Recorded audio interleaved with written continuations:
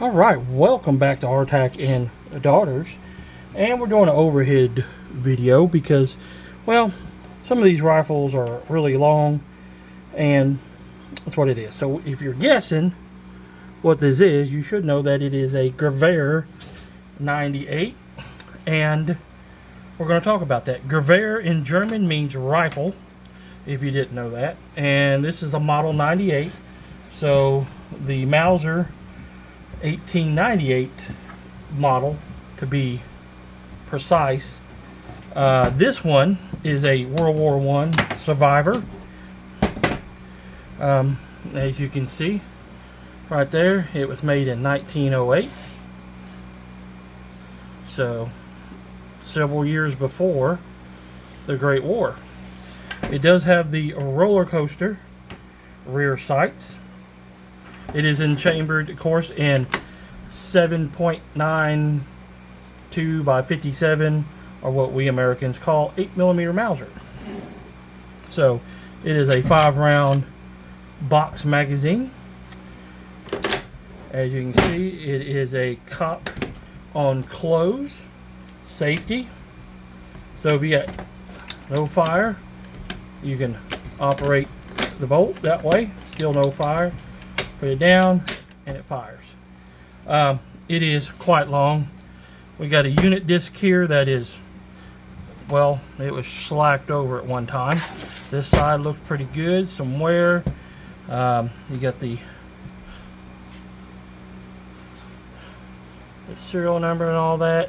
As you can see right here on this one, it says Gewehr 98.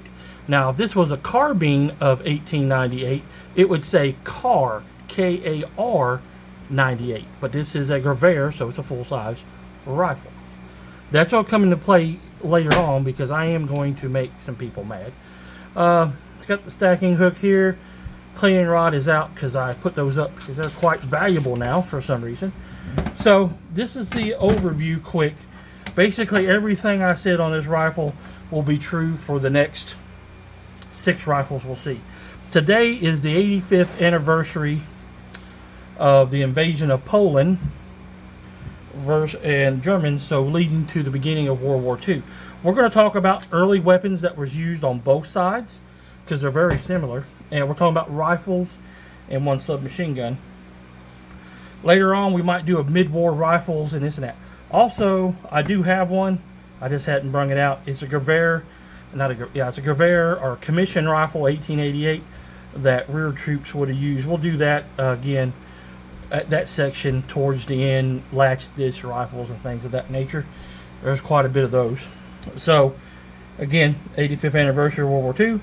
So the German army still had a ton. They only limited to 100,000 troops, so they still had some Gewehr 98s in frontline service at the beginning in 1939, believe it or not.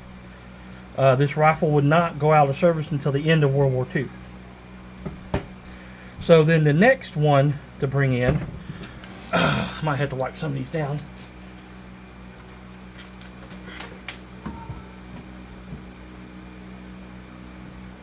Is the improved model, or the Gewehr 98A.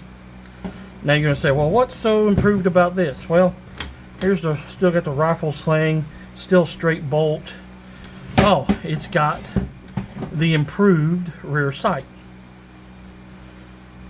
So this is also known as the 98A or the 98B. This one would be more of the B setting. This is also a CZ 22 rifle. Again, chambered in 8mm. It's empty. Safety and all that works the same. The Germans had to pay war reparations to the Poles with the beginning of the Polish nation, so they would have got some of these as well. Not the CZ version, but the German version. But again, it says Czechoslovakian on it. Borno. This does have Arabic numbers on it, which means this is a Turkish contract rifle. But it's exactly the same model. And if you're wondering what this is a bolt takedown tool automatically into the butt stock. Has a flat butt stock. Again, this has got a shortened aftermarket. Takes the standard bayonet. Cleaning rod is not the right one, but it's the one that sticks in there for now. And that's the difference between the Gravera 98 and the 98A and 98B. So I believe the A still had the roller coaster sight, the B does not. But this is the 1922 version of the Gravera 98. And on this side, of course, it doesn't say anything on it because it's a CZ rifle made for Turkey. All right, so the next one we're going to pop in is something that German riflemen would have learned on. This is the copy of a K98, weight and all that, but this is a 22 long rifle, training rifle. So it mimics everything that a K98 does, except it's single shot, which is pretty neat. Pretty good accurate. The safety works the same way. It's empty, of course. The bolt disassembly the same way. Still has the K98 rear sight. This is missing the handguard, and it's a vet bring back because it's been chopped. Now I don't have no paperwork on it, but if they got the duffel cut, 9 times out of 10 they are a bring back. So this one is, I don't remember what this dated. So on this side here, you can see all the nice things. If you watch it really closely, you can see the eagle right there, and that's the name of it. I can't pronounce it. So this would have been the training rifle. The Poles would have had a version of this too, because remember, Germany had to supply the Wehrmacht, not the Wehrmacht, but the pre-Nazi government would have had to, under Paul Hindenburg, would have had to supply weapons to Poland, part of war reparations. And of course, that didn't go over too good with the German army because he's limited to 100,000 people. So this would have been a training rifle.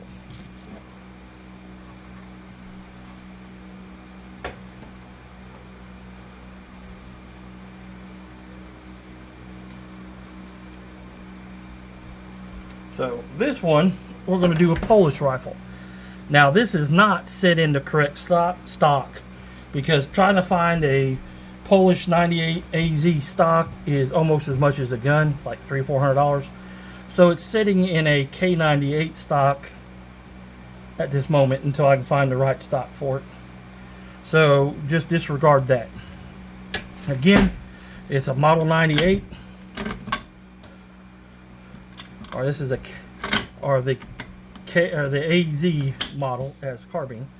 As you can see on the side here, this will be the only rifle, German rifle you'll see. Well, it's not a German rifle. It actually says K98 on it. You see it right there? It says K98, not Model 98, and we'll get into that in a moment. So this one right here is made in, it's a PFK. It was made in Warsaw in 1925. So this is a true Polish rifle. You can see by the AZ sights. And this is a pattern after the World War I carbine that would have been the Kar 98. But this one says K98 because this is a real K98 rifle. And you see all the part numbers and all that.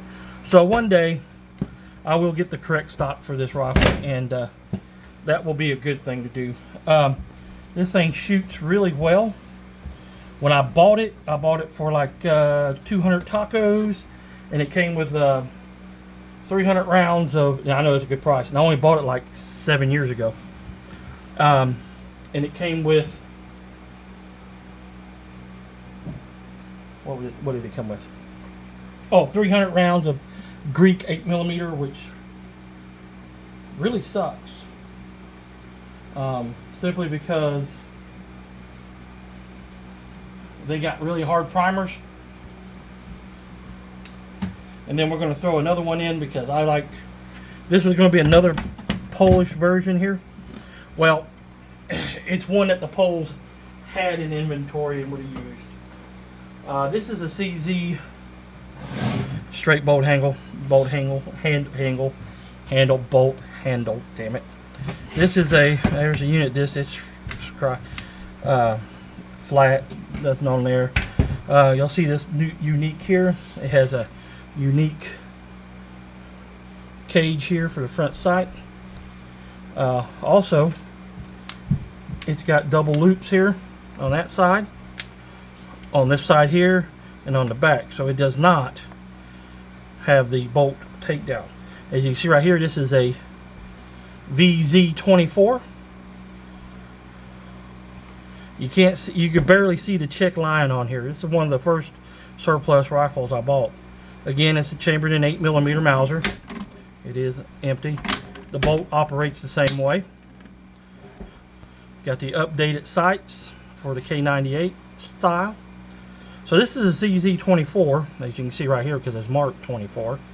There's also CZ24 47s, same rifle, just refurbished in 47, and a CZ52, same rifle, refurbished in 1952. So you'll see those out there on the market. This one would have saw service with the Czechs in World War II. The Poles would have had a version of this. It would have been a CZ24 or Model 24 from Mauser. So, I mean, even though it's not a true Polish gun, it's one that they would have had in service and definitely would have used. So, just in case all the naysayers out there.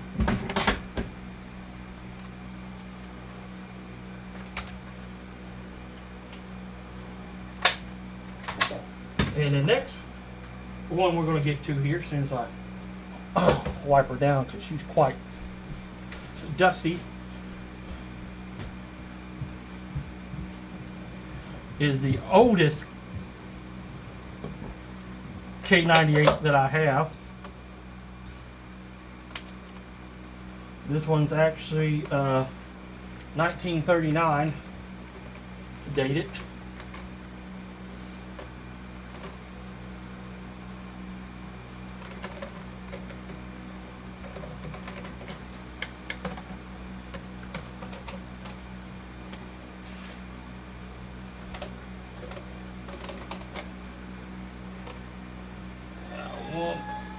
One more second here. I'm about to put some oil on this bad boy.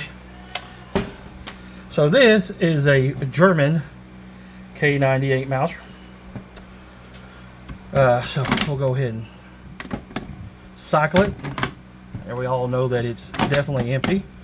Pull the trigger. Bolt operates the same way. We got your bolt. This is a laminated stock too, you can tell. Original sling, bolt takedown, 5-round box magazine, rear sight, front hand guard here. Go down, we got the hood, we got the cleaning rod, takes the standard K98 bayonet. Pretty much everything's matching except the bolt, number wise. You'll see a lot of these, especially with the Russian pickups. This is a BYF model. Actually, this is 42 version. And you see right there, this is a 1942, and it says a Model 98.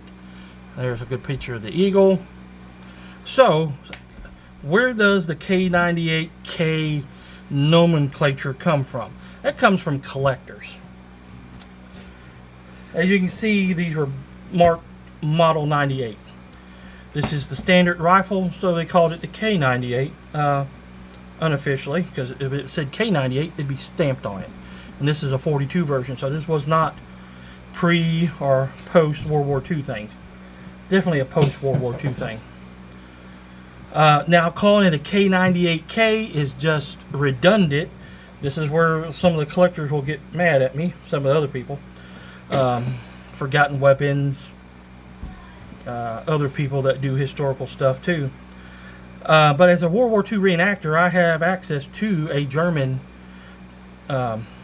papers, your ID. And it is marked down what rifles or weapons you're qualified with, and they're all marked either Model 98 or K98. They're not K98Ks. And here's why. In the German language, K is usually, on this right here, K98, it's going to mean carbine.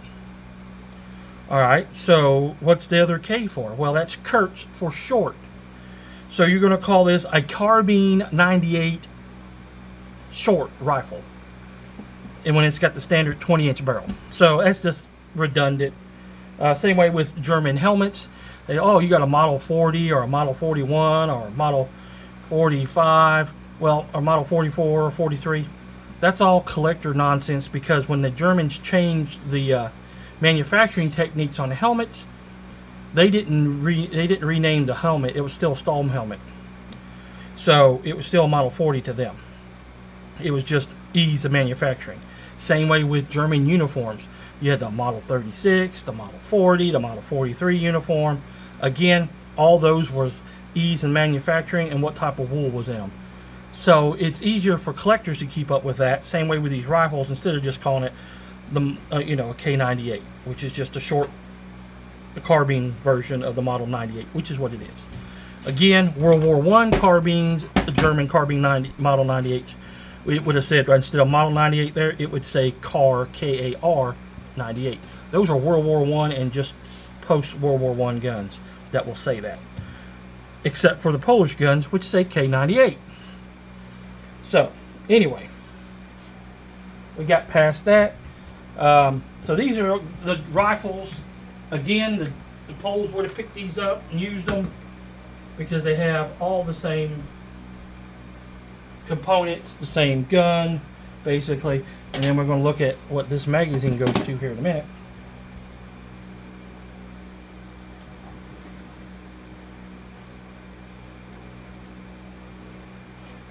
So they would have used it.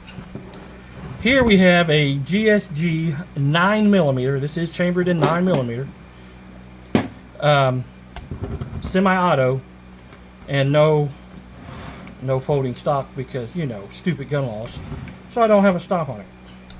This is a MP40. This is the standard German machine gun used during World War II, or submachine gun. The one that predates this, which would have been used in Poland, would have been the MP39. Again, they look very similar, just a little bit of changes, improvement in manufacturing. So after 1939 or 1940, this would have been on. So it's got everything that the original gun had, except the takedown's a little bit different here, and the safety still works the same. Big magazine release button there. You got your 10 round standard capacity to the third power magazine. The GSG magazines do not work with the original MP40s and vice versa, which is kind of a good thing.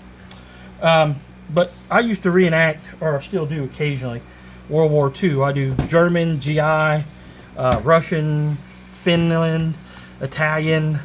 I do everything but Japanese because, there wasn't no sumos out on the range. Maybe.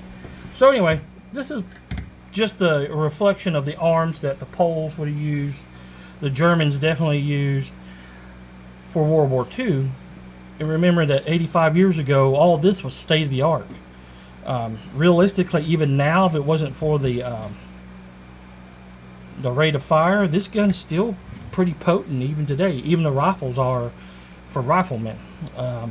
You look in Ukraine, you got Russian soldiers still using the Gants, and some of the Ukrainian soldiers are still using Maxim 1910s. They're effective, not as good as the newer weapon systems, but the old weapon systems can still get it done, especially if you're fighting trench warfare. And you're shooting at long ranges or a defensive position. So that's a little bit of my German and Polish rifle collection. Just a little bit. And then we'll come back later on and we'll do a mid-war. We'll do an Operation Barbarossa. We'll show the beginning weapons for the Russians. Because you've already seen the Germans on this one. They're pretty much the same. Except that there'll be one additional German rifle in that I can show that made its debut during Operation Barbarossa. So, thanks for watching. Please like, share, and subscribe. If you like content like this, just give me a thumbs up. And remember, as always, give me thumbs up. It's you, my later. Go ahead, Emmett. Say the outro. Outro. No, not that. Say, thanks for watching. Please like, share, and subscribe. This is a long video. Make sure to subscribe. All right, and we'll catch you good folks next time. We catch you good